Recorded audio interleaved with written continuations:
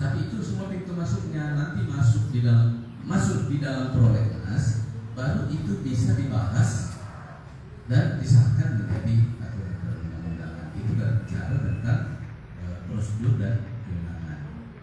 Nah, yang banyak di soal sekarang selain itu juga substansi, ada pasal-pasal yang bertentangan dengan pasal-pasal atau undang-undang yang telah ada. Tadi saya perhatikan bahwa ada di dalam draft yang saya miliki, ya, saya tidak lihat draft lain, tidak ada undang-undang yang dihapus secara keseluruhan, tetapi selalu dikatakan setiap klaster itu dengan mencabut dan dengan mengubah dan mencabut beberapa ketentuan dalam undang-undang ABCD baru masuk dalam pembahasan pasal demi pasal. Nah, itu yang saya lihat di sana. Jadi sekali lagi saya tidak terlalu ikut dalam proses pembahasan ini, jadi saya tidak paham. Tapi setelah saya terbuka, memang rupanya ini sudah menjadi masuk dalam prolegnas, sehingga memang pengusulannya melalui pemerintah masuk di DPR. Hanya di DPR ini kan mayoritas. Di DPR itu kalau mayoritas penguasa, maka semua produk-produk yang diajukan oleh pemerintah itu sangat mudah di sana, karena tidak ada lagi semacam oposisi. Nah, ini juga yang penting, bahwa oposisi itu penting sekali dalam sistem ketatanegaraan. Untuk menggolkan satu produk itu harus kuat argumentasinya, kemudian perlawanan yang ketat juga dari oposisi. Apakah itu perlawanan yang benar atau tidak, atau hanya kepentingan politis, tapi memang sudah begitulah sistem ketatanegaraan kita. Nah, sekarang ini nyaris oposisi sudah tidak nampak. Ada tetapi ya kekuatan-kekuatan kecil. Apalah artinya kekuatan kecil? Karena itu dari prinsip demokrasi. Kalau kebenaran yang kita miliki mau disampaikan, atau kebaikan yang kita mau sampaikan, tapi kita sedikit menyampaikan atau mempertahankan, maka yang menang itu adalah orang banyak, dan itu demokrasi. Sama dengan kita sekarang sebagian kita melakukan protes terhadap disahkannya, tapi belum diundangkannya. Sudah disahkan ini barang, tetapi belum diundangkannya. Masih ada waktu sampai tanggal 5 November untuk diundangkan. Nanti diundangkan itu baru sah.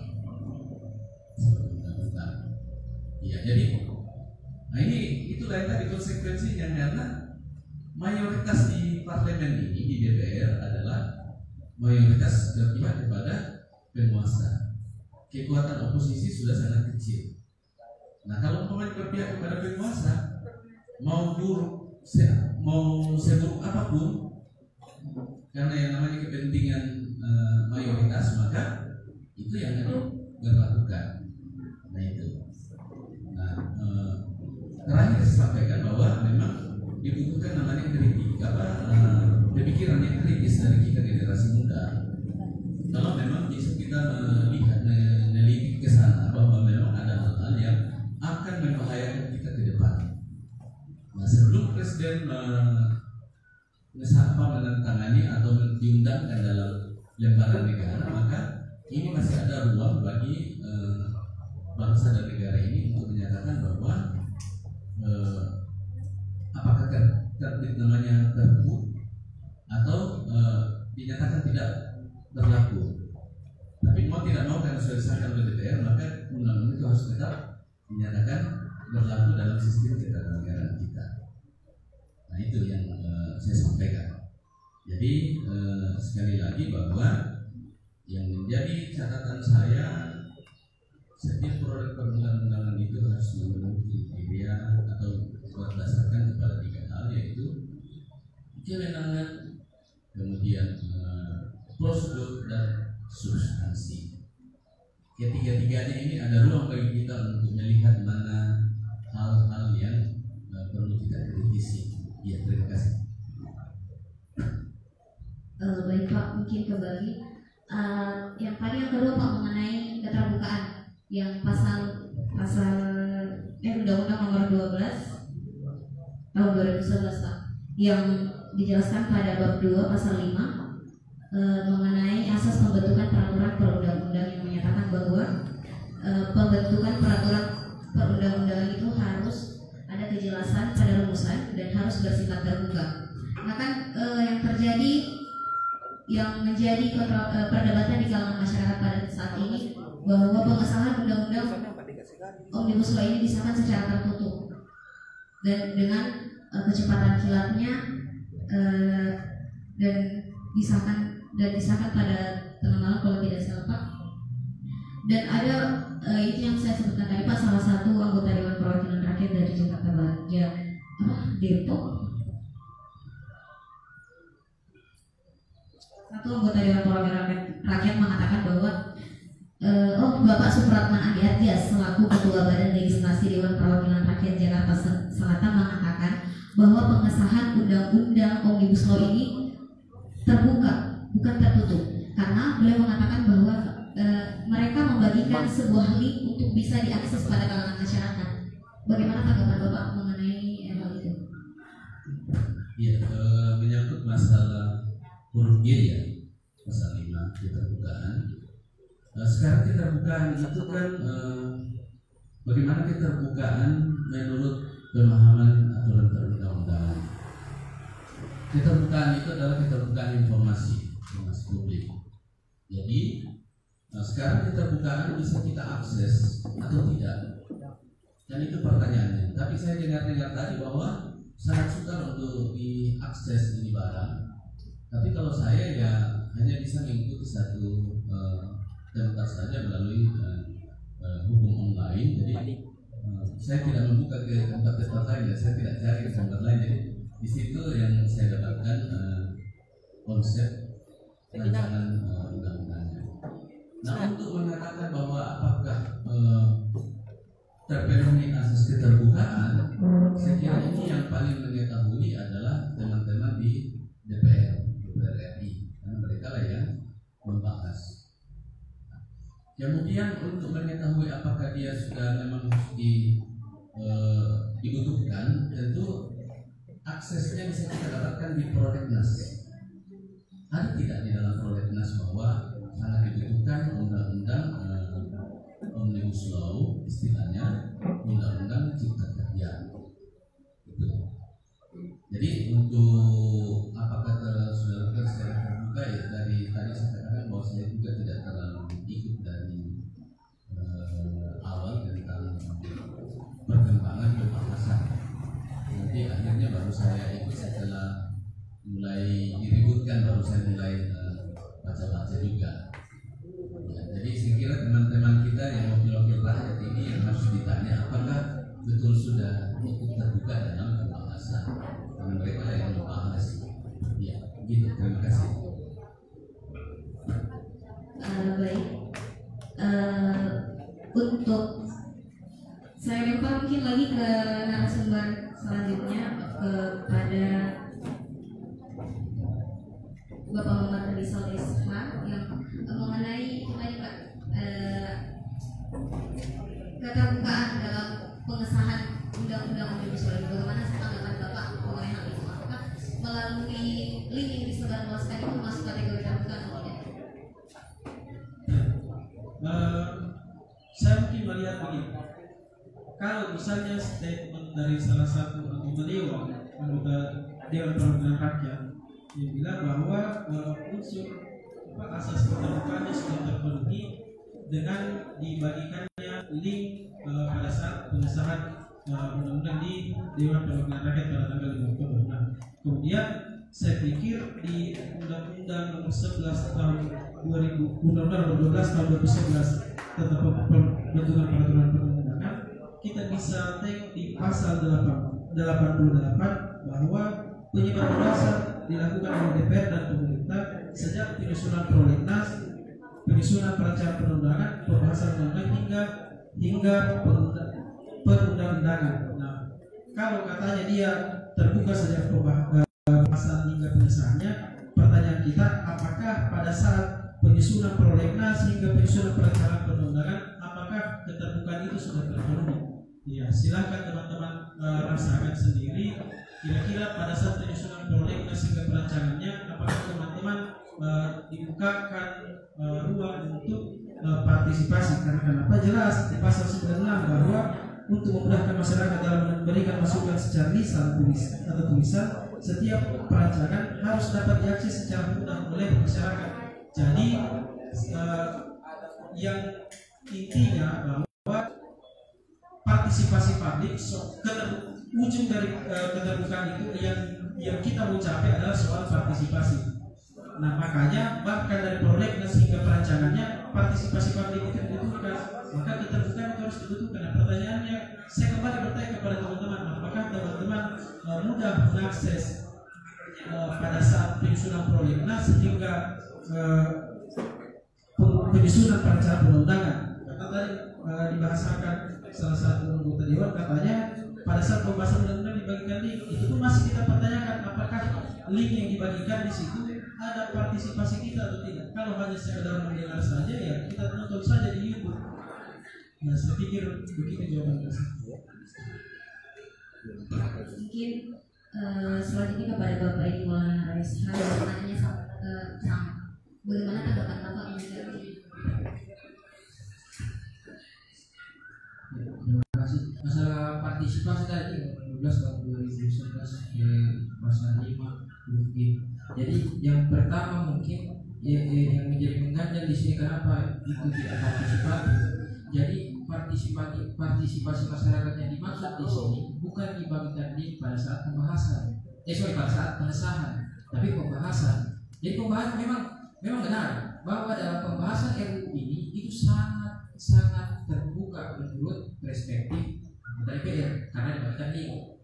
Cuma kalau teman-teman ikut waktu pembahasan itu, kolom komentar yang harusnya menjadi ranah partisipasi itu ditutup.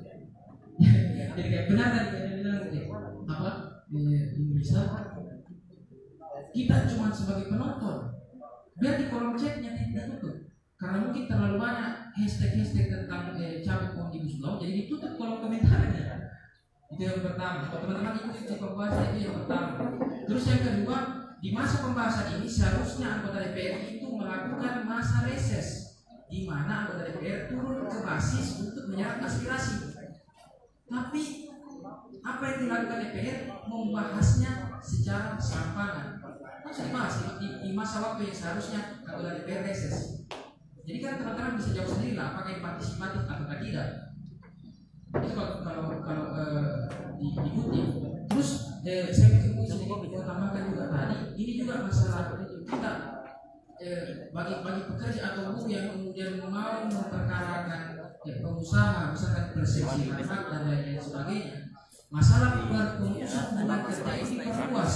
Jadi kalau teman-teman baca, ini yang saya sampaikan. Jadi di situ dijelaskan bahwa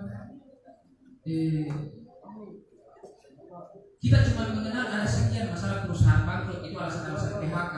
Terus perusahaan tutup karena merugi, perusahaan perubahan status perusahaan dan lain-lain sebagainya. Ditambah 5 poin lagi. Apa yang ditambahkan? Masalah perusahaan melakukan efisiensi.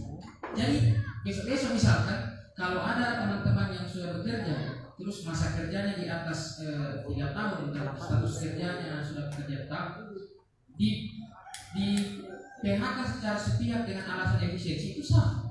Menurut Undang-Undang Cipta Kerja. Jadi kalau misalnya alasan efisiensi ini subjektif, alasan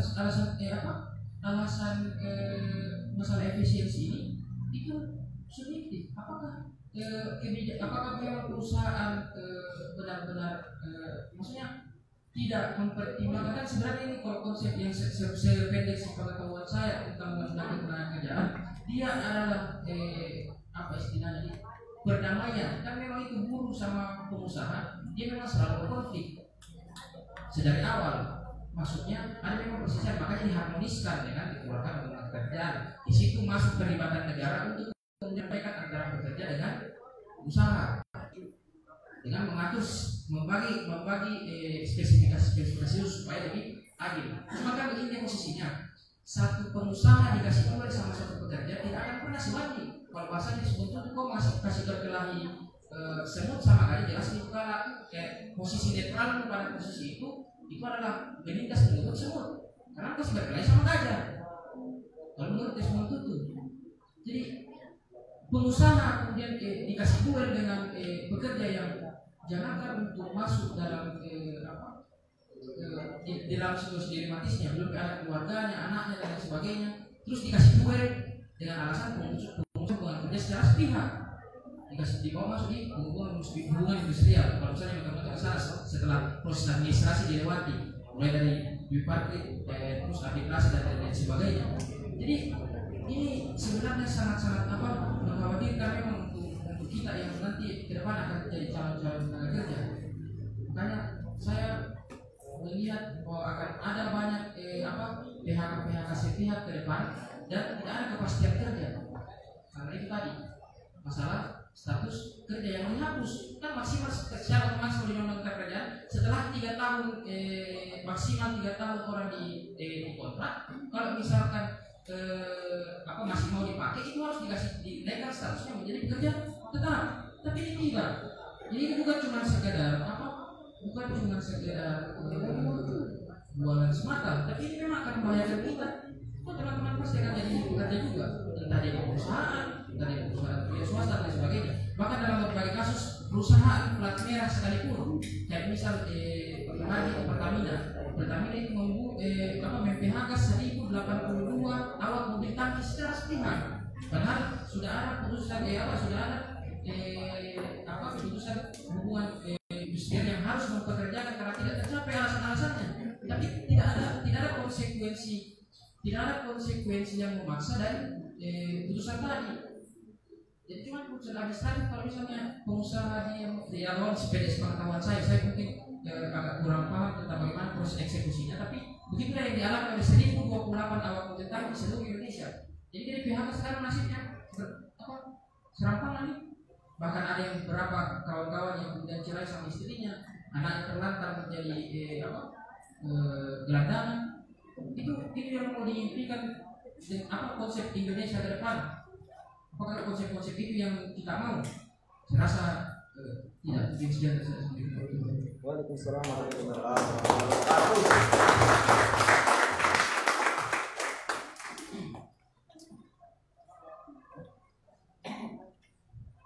Baik, terkait dari pemaparan Bapak Edi tadi, menurut Bapak kira-kira untuk dari pemaparan Bapak Edi tadi untuk siapa kira-kira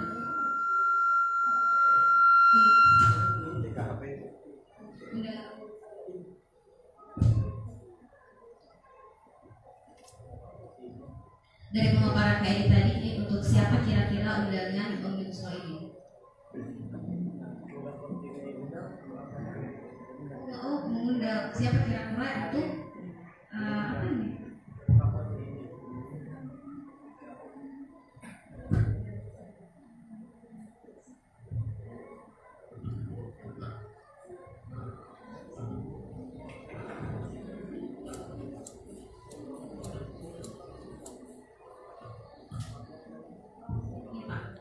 Kira-kira bagaimana tanggapan Bapak mengenai undang-undang Omnibus Law yang terjadi pada hari ini menjadi huru-hara, yang dimana hak-hak dari para buruh itu tidak terlalu dipenuhi pada undang-undang.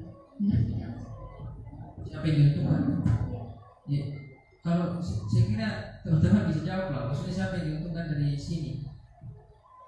Itu kan tadi dari seluruh pendiskusian yang dijabarkan pada debat tadi ada itu tadi yang kalau saya teman-teman kalau mau menarik mengidentifikkan dalam perumusan dalam pembentukan peraturan perundang-undangan ini, undang-undang cipta kerja yang dimaksud, untuk mengidentifikasi siapa yang diuntungkan dari sana seperti tadi gambaran yang acuan yang disampaikan Pak Rustam tentang masalah kewenangan, prosedur sama substansi. Ya teman-teman bisa beda sendiri lah dari penjabaran tadi.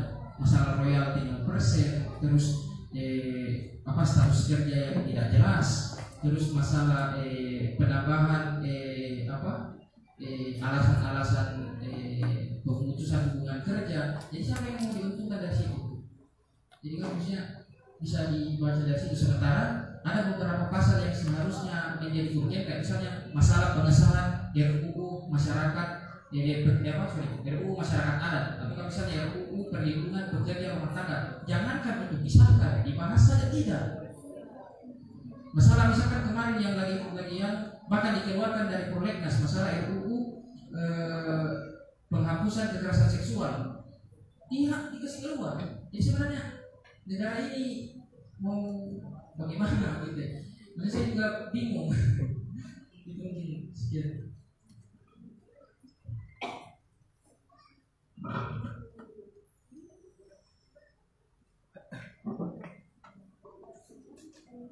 Adakah pertanyaan?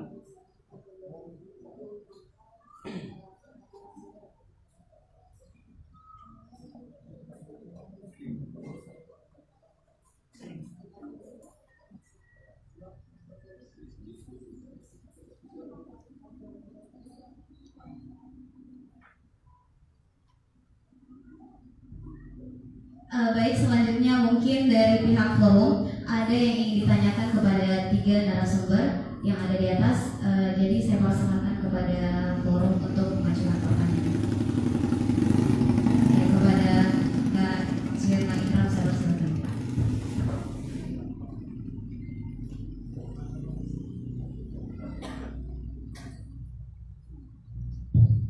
Ya, Assalamualaikum warahmatullahi wabarakatuh. Waalaikumsalam.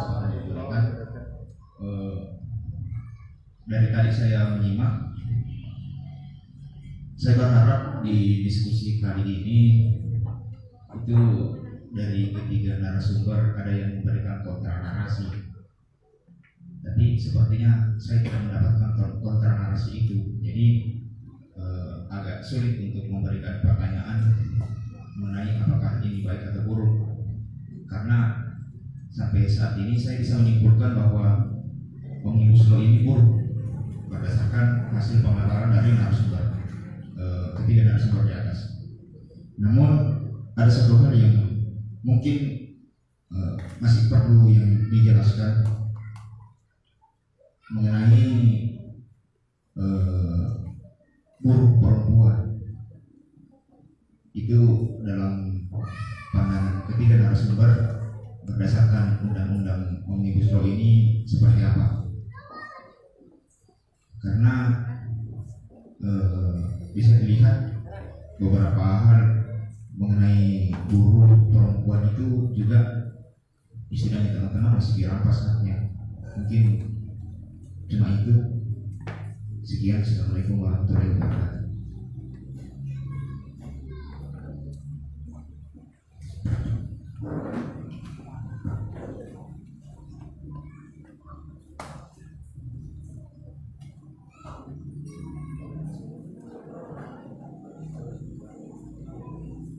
Oke, pertanyaan dari Kak Suirman Ikram mungkin akan dijawab terlebih dahulu oleh Bapak Rusman Tribungan Islam. Kepada Bapak dipersilakan.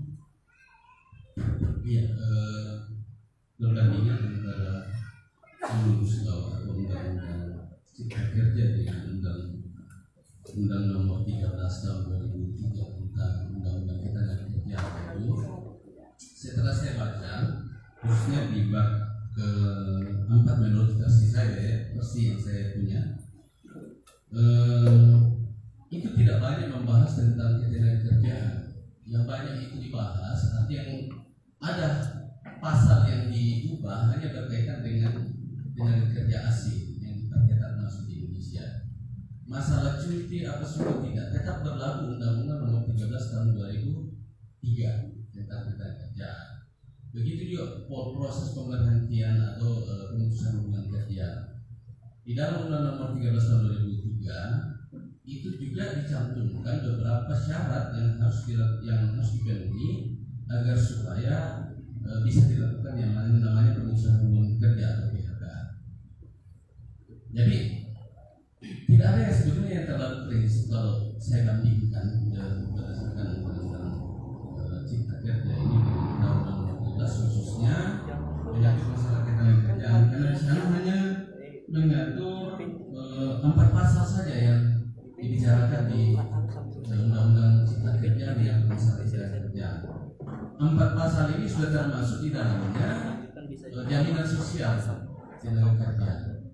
Jadi ada 3 paket undang-undang di sana yang mengalami beberapa ketentuan dan perubahan pasal. Ya, jadi saya tidak lihat ada hal yang terlalu semacam cuti hamil tetap diatur di sana karena tetap berlaku undang-undang nomor 13. Tidak dicabut itu undang-undang nomor 13, tapi ada beberapa ketentuan di dalam pasal-pasal nomor 13. Yang perlu dicatat di sini bahwa pemutusan hubungan kerja itu bisa dilakukan tetapi harus tetap prosedur. Nah, ini pengalaman saya menangani masalah-masalah ketenagakerjaan karena baru saya yang mengajukan perkara selama ada peradilan hubungan industrial di Mamuju. Itu sudah ada 42 perkara yang kita sudah ajukan, perkara pemutusan hubungan kerja, dan semua pekerja menang. Tidak ada pekerja yang kalah. Kelemahan utama pengusaha, begitu ada kesalahan karyawan langsung di PHK. Padahal berdasarkan ketentuan undang-undang ketenagakerjaan itu dapat dilakukan, tetapi prosedur juga harus diizin lembaga hubungan industrial. Seperti itu, tidak boleh langsung pengusaha langsung melakukan pemutusan hubungan kerja. Itu diatur dalam pasal 50 Undang-Undang Nomor 13. Dan itu juga rupanya tidak ada perubahan atau tidak ada penghapusan atau perubahan berdasarkan undang-undang cipta kerja ini. Saya sudah utak-atik juga dari tadi malam apa sebenarnya yang dipersoalkan di undang-undang kerja. Terkecuali kalau versi yang saya punya ini berbeda dari versi yang teman-teman pegang. Itu. Karena saya tidak terikat dengan halaman itu bisa berubah banyak sekali. Tergantung dari ketikan, bisa berubah-ubah. Tapi yang perlu kita lihat di sini adalah pasal-pasal yang diatur di dalam undang-undang cipta kerja. Karena kalau halamannya itu bisa banyak sesuai dengan bentuk ketikan, huruf dan lain sebagainya. Jadi kalau pasalnya kita lihat dimulai dari pasal 88 sampai 92. Hal-hal mana yang perlu kita kritik di sana yang berkaitan dengan atau yang bertentangan dengan Undang-Undang Nomor 13 Tahun 2003 tentang Undang-Undang Ketenagakerjaan. Jadi itu nanti dibantulah karena saya juga tidak cukup waktu untuk menelisik mana-mana yang bertentangan. Cuma saya langsung buka. Kebetulan Undang-Undang Nomor 13 Tahun 2003 itu ya sedikit banyaknya saya tidak katakan hafal, tetapi minimal saya sangat dalami itu karena banyaknya perkara hubungan industrial yang saya sudah kenal. Terakhir ini yang plat merah juga asuransi Bumi Putra, 2 karyawannya itu yang sampai di Mahkamah Agung tetap dikalahkan dan akhirnya dia membayar pesangon itu yang satu 50 juta, kemudian yang satu itu ada hampir 70 dan masa kerjanya. Jadi seperti itu. Jadi bantu siapa tahu ada yang teman-teman temukan yang pasal yang bertentangan antara Undang-Undang Cipta Kerja dengan Undang-Undang Nomor 13 Tahun 2002, khususnya pasal 88 sampai pasal 92. Mari kita sama-sama melihat di sana apa sebetulnya yang dipersoalkan. Karena kalau perempuan bekerja, dia mempunyai hak cuti hamil, cuti haid, cuti menyusui. Ada di dalam undang-undang Omnibus Law itu. Terima kasih. Mungkin ada tambahan Pak dari Muhammad Rizal. Saya persilakan. Saya mungkin sedikit terkait saya bukan terhadap spesifikasiran undang-undang yang tersebar ini. Kalau sebelumnya ya, saya tidak tahu kalau versi sekarang apakah masih ada atau tidak. Karena memang sebelum ke sini saya dengan ini kan pembagian pembahasan, karena kita bilang kalau kita ambil semua pembahasan ini itu bakal sulit karena memang banyak yang diatur dalam undang-undang ini. Makanya terkait ketenaga kerjaan kita bagi ke kawan saya Dedi. Tapi kalau yang seingat saya sebelumnya sebelum disahkan ini itu ada soal cuti haid itu. Wallah bagaimana yang sekarang, karena saya belum buka soal klaster ketenaga kerjaan. Saya mungkin mau bicara kalau isu-isu yang bertebaran, ya saya mungkin mau bilang itu karena saya belum lihat sendiri di Undang-Undang Cipta Kerja versi berapa 12 halaman yang saya pegang itu. Saya mungkin mau bicara soal itu karena jangan sampai bilang hoax apa lagi. Mungkin kepada Bapak Edi Maulana Naresa. Mohon izin Pak, tidak mungkin yang saya dapat ini hampir 812 ada Pak perubahan. Jadi kan awalnya itu kita mengenal ada sekian banyak alasan dari pasal 154 Undang-Undang Ketenagakerjaan sampai 155 itu ditambahkan, disisipkan satu pasal yakni pasal 154A. Jadi pasal 154A ini dia menjabarkan kan dari A sampai O alasan-alasan pemutusan hubungan kerja. Di situ yang ditambahkan tidak sampai begitu banyak kalau di Undang-Undang Ketenagakerjaan. Terus yang kedua, yang itu tadi penghapusan redaksional masalah. Memang kalau di Undang-Undang Ketenagakerjaan, di yang kemarin kan yang sempat viral itu penghapusan pidana upah. Masalah pengusaha dilarang membayar upah di bawah upah minimum. Itu kalau pasal 90 Undang-Undang Ketenagakerjaan. Sebenarnya itu masih ada. Jadi dia masih ada, cuma dinaikkan dari pasal 88E versi 812. Nah, masalah pidana upah selesai, masih ada. Terus masalah cuti ada juga, masih tetap ada cuti haid, cuti hamil, cuti ibadah juga ada, ibadah masih ada semua itu. Itu kan sempat viral itu, dihapuskan cuti dan lain sebagainya, semuanya masih ada. Jadi mungkin alam entah di versi 1028 itu terhapus atau tidak, saya jelas itu pernah terhapus. Saya lama-lama lupa antara 128 atau 120 sekian itu yang kayaknya pernah terhapus. Cuma kalau sekarang masih ada itu masalah hak cuti. Cuma itu tadi masalah redaksional di 812 menurut DPR yang dibawa ke ini itu tadi penambahannya jadi 154 pasal 154A. Jadi kan 154 155 langsung disisipkan ada 154A dari situ. Terus yang kedua masalah status kerja tadi itu tadi yang memang penting sekali masalah status kerja. Pasal 59 dia tetap pasal 59 di RUU Cipta Kerja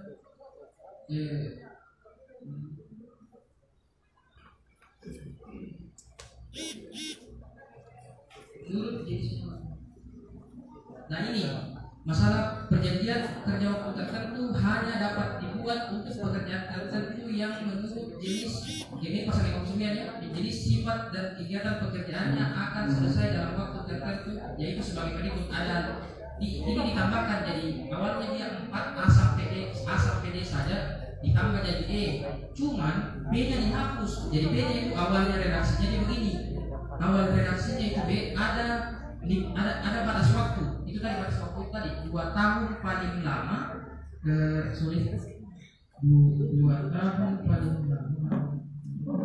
tahun paling lama dan diperpanjang 1 tahun. Jadi ada batas waktu yang kemudian ditentukan di dalam Undang-Undang Ketenagakerjaan, itu yang dihapus dari secara redaksional. Jadi kalau di RUU Cipta Kerja yang saya dapat Pak, dia tidak ada di dalam situ masalah batas waktu bekerja kontrak. Nah itu yang sebenarnya yang menjadi kendala kan. Prinsipnya kan dia begini, orang kan redaksi di dalam undang-undang itu pekerjaan yang diperkirakan penyelesaian dalam waktu yang tidak terlalu lama. Ini kan orang bisa berbeda penafsiran. Tidak terlalu lama yang dimaksud bagaimana? Beda tidak terlalu lama yang menurut saya, beda tidak terlalu lama menurut kawan-kawan. Mungkin saya bilang tidak terlalu lama itu kalau misalnya 10 tahun tidak ada problem. Karena menurut saya itu tidak terlalu lama. Kalau misalnya menurut kawan-kawan 2 tahun itu lama, nah itu kan menjadi polemik lagi. Maksudnya ini pendefinisian ini karena dia berpotensi untuk jadi tidak ada indikator yang bisa mengukur apakah sampai kapan kita akan menjadi tenaga kontrak. Itu sebenarnya yang jadi masalah. Makanya kenapa saya juga mungkin agak resah di situnya. Tapi kalau misalkan untuk semua tentang masalah hak cuti itu masih ada semua bahkan sampai ada kalau tidak salah penghargaan penghargaan masa kerja itu ditambahkan. Malah ada sebenarnya sebagian yang menurutku baik sebenarnya untuk di masyarakat ini. Tapi itu kalau yang tadi ini ya ke depan kita akan misalnya bisa saya menuntut di pengusaha dan tadi 3 tahun mak kerja. Kenapa tidak diangkat menjadi pekerja? Tidak ada pekerja. Apa alasan saya untuk mempekerjakan menaikkan status kerja menjadi pekerja tetap? Sementara itu tidak diatur. Dibilang situ dijelaskan di situ dijelaskan di situ pekerjaan yang diperkirakan penyelesaiannya dalam waktu yang tidak terlalu lama. Ya kalau menurut saya tidak terlalu lama 10 tahun 20 tahun. Dan masalah itu. Jadi itu sebenarnya jadi problem kalau menurut saya sendiri. Baik, terima kasih. Bagaimana kepada Kak Jiki? Sudah jelas? Oke. Kepada forum yang lain mungkin ada? Mungkin saya persilakan kepada Kak Rizal untuk bertanya. Baik, assalamualaikum warahmatullahi wabarakatuh. Selamat siang. Mungkin sederhana saja pertanyaan saya.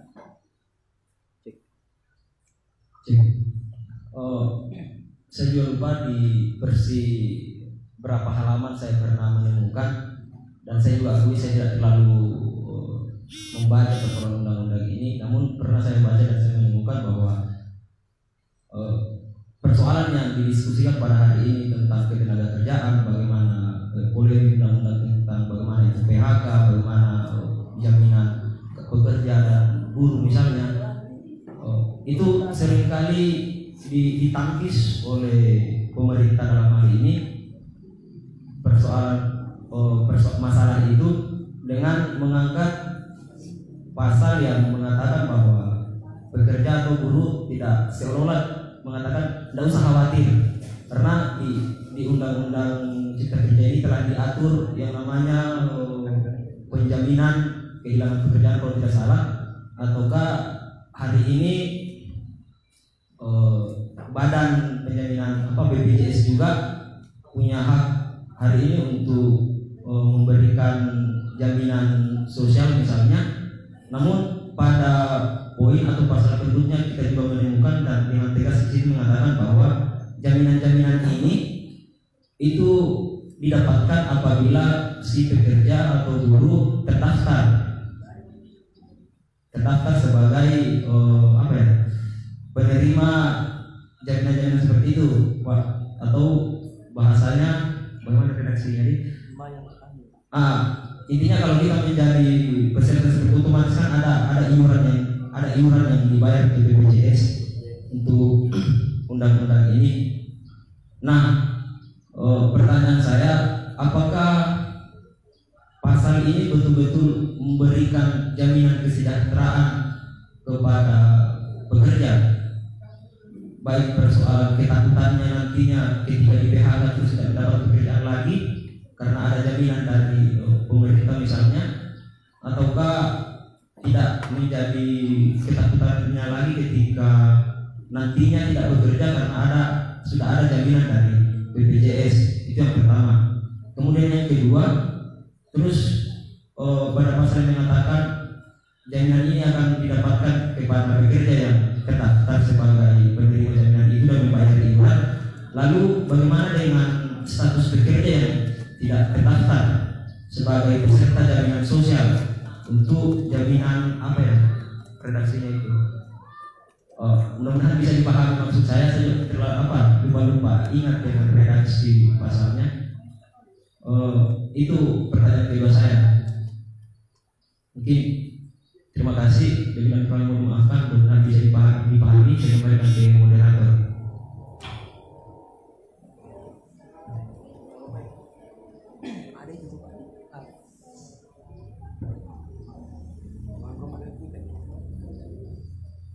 Mungkin poinnya itu karena ada di pasal yang dibahas tentang wewenang BPJS dan jaminan kehilangan pekerjaan kalau saya tidak salah. Saya lupa di halaman berapa kalau tidak salah di 400 saja. Bagaimana teman-teman yang pernah dapat itu? Iya, jelasnya dia dalam pembahasan tentang BPJS itu kan ada disinggung di dalam kan. Kemudian ada jaminan kehilangan pekerjaan.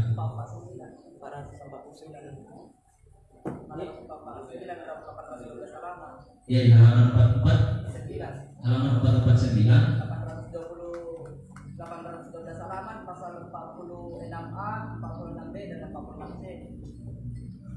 Ya mungkin rekan saja nggak bisa menambahkan untuk memperjelaskan. Jadi terima kasih waktu yang diberikan.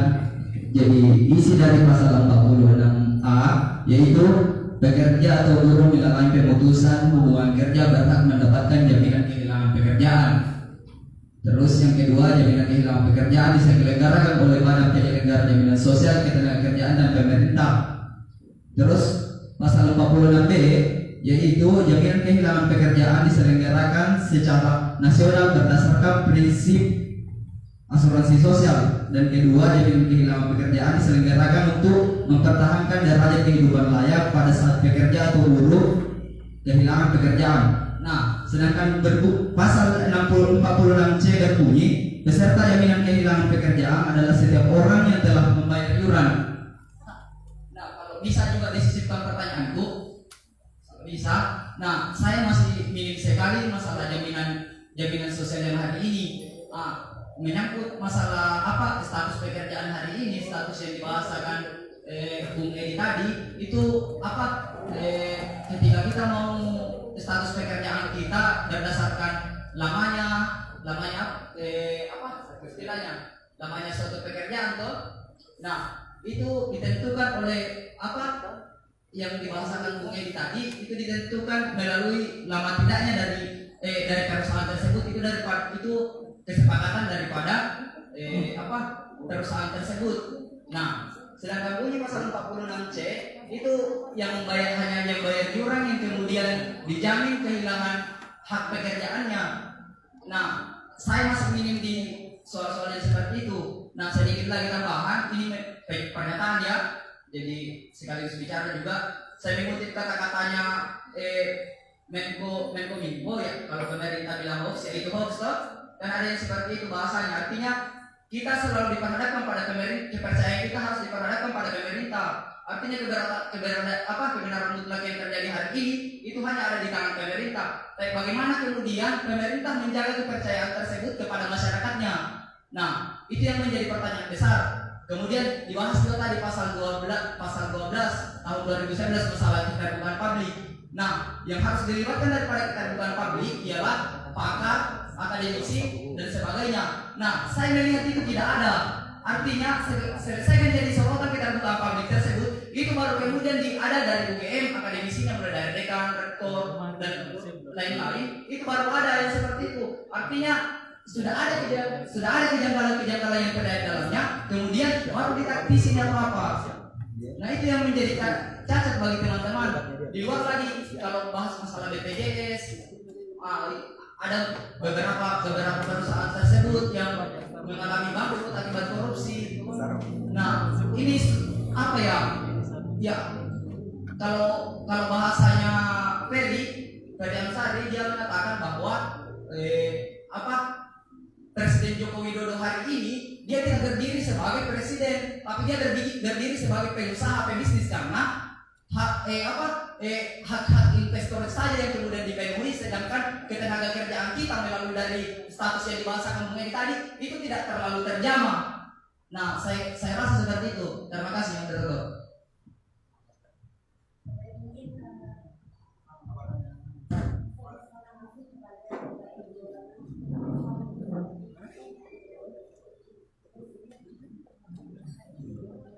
Terima kasih.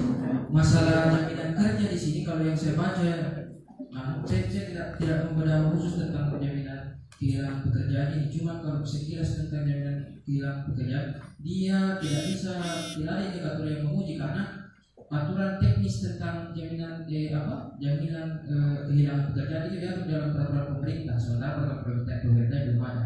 Jadi saya tidak bisa menganalisis apakah ini dia bagus ataukah tidak, karena tidak ada peraturan pemerintah.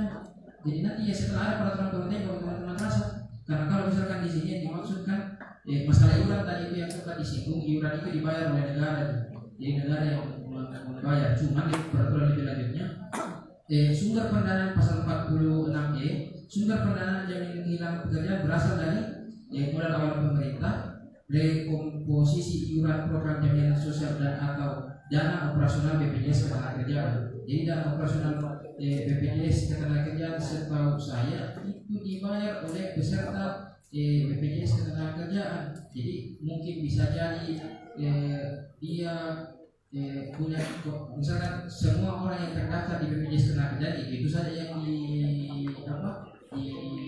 dijamah, sisanya ya saya tidak tahu. Karena memang tidak ada indikator, karena belum ada peraturan pemerintahnya. Tidak ada indikator yang bisa menguji apakah ini bagus ataukah tidak.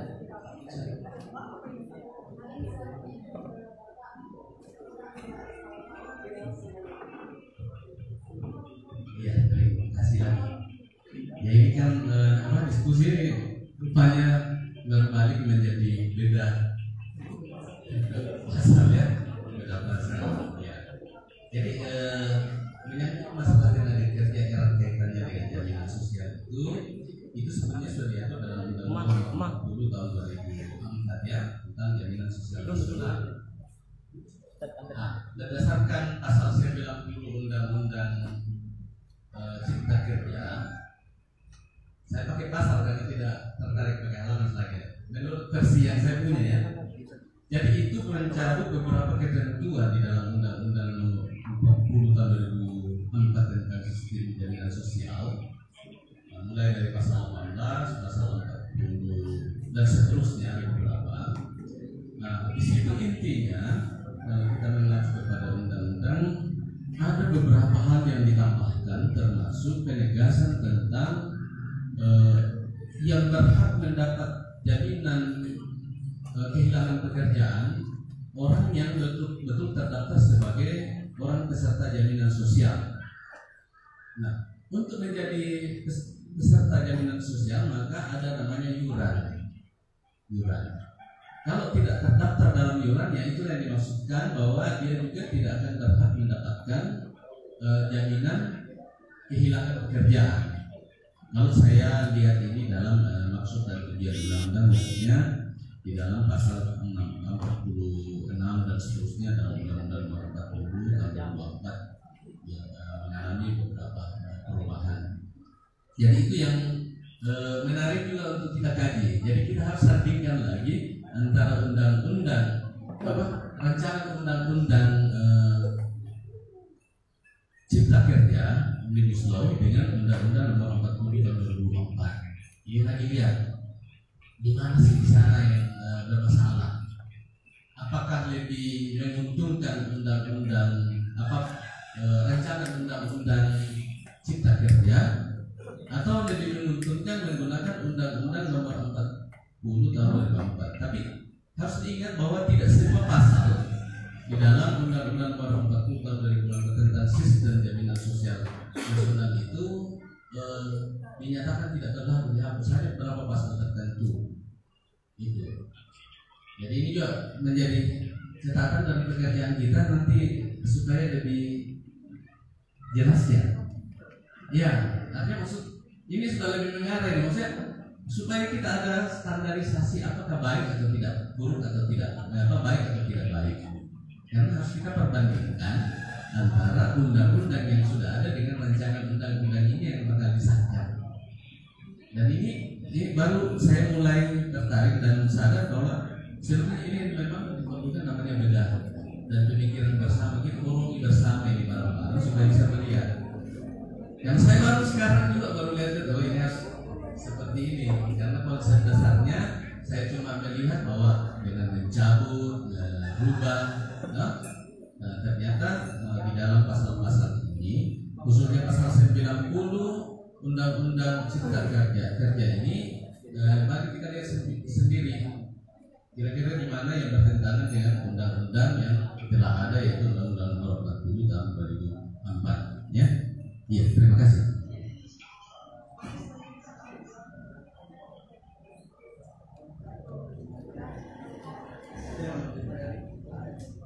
Ya, terima kasih. Benar apa yang disampaikan Pak Ruslan bahwa kita sekarang ini dibutuhkan untuk dikaji khusus di barang-barang, apalagi dengan beberapa pasal yang diatur di dalamnya. Saya pikir agak repot kalau cuma satu orang yang mau baca sendiri. Ya, mungkin saya bikin saran dari teman-teman kawan ini, aliansi kawan, mungkin bisa bagikan kelompoknya, dibagikan setiap klaster untuk membedah, kemudian dibandingkan dengan undang-undang sebelumnya. Misalnya kayak ini, kalau misalnya pertanyaan tadi, kira-kira menguntungkan tidak dengan jaminan kehilangan pekerjaan ini? Ya, sepakat dengan kata dia, kita belum bisa memastikan apakah menguntungkan atau bagaimana, karena kita tunggu dulu peraturan pemerintahnya. Tapi secara eksplisit kita lihat, ya oke lah, setelah pemutusan hubungan kerja kita mendapat jaminan kehilangan pekerjaan. Cuma yang jadi pertanyaannya, bentuknya itu bagaimana? Karena bakal diatur lagi dengan aturan lebih lanjut berupa yang diatur dalam peraturan pemerintah. Jadi ya kalau saya macam apa yang disampaikan kawannya di bawah, ya kita tunggu dulu peraturan pemerintahnya, kira-kira dia bagaimana.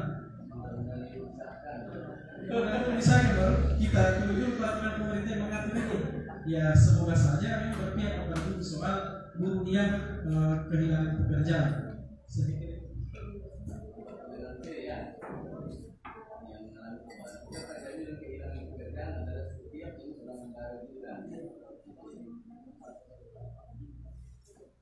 Baik, kalau saya tidak salah, kan tadi tiga dari beberapa narasumber ini ada satu pertanyaan yang bisa dijawab, pertanyaan dari saudara.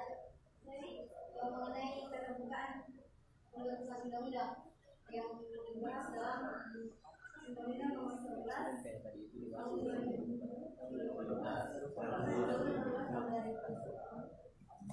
yang mengatakan bahwa ketika pembentukan undang-undang ini kita harus menghadirkan para ahli. Nah, kemudian sempat ada yang saya dapat salah satu ibu dari ini, Elito selaku Ketua Kongres Aliansi Serikat Buruh Indonesia, dan Bapak Saiful Kamil selaku Presiden Organisasi Pekerja Seluruh Indonesia itu diundang pada saat penyusunan rancangan undang-undang, tapi pada saat itu mereka tidak diberikan kesempatan untuk memberikan tanggapan. Mereka hanya diundang, tapi tidak diberikan kesempatan untuk menyampaikan tanggapan mereka.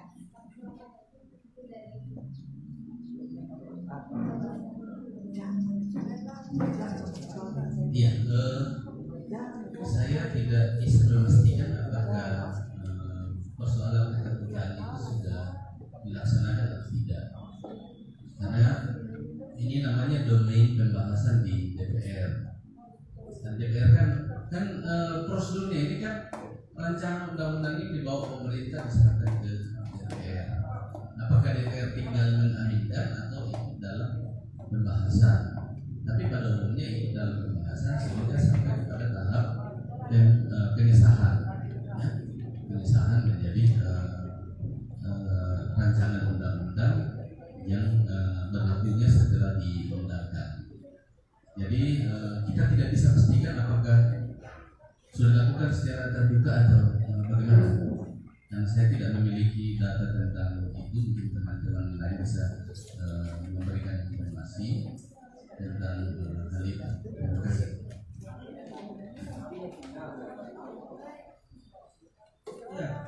soal pertanyaan lagi-lagi saya bilang ya, kita lihat di pasal 88 yang tadi surat Undang-Undang 16 tahun 2011 bahwa ya, penyeluruhan dilakukan DPR dan pemerintah itu saja komisi